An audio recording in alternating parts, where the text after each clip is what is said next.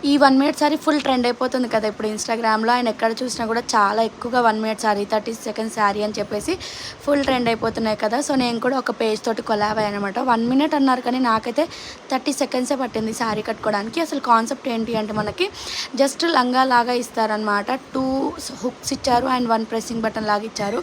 And రెడీగా దానికి fils అనేది పెట్టేసానమాట. జస్ట్ మనం నడుం చుట్టూ పెట్టుకొని ఇలా బటన్ పెట్టేసుకుంటే అయిపోతుంది. రెడీ టు వేర్ సారీ అన్నట్టు.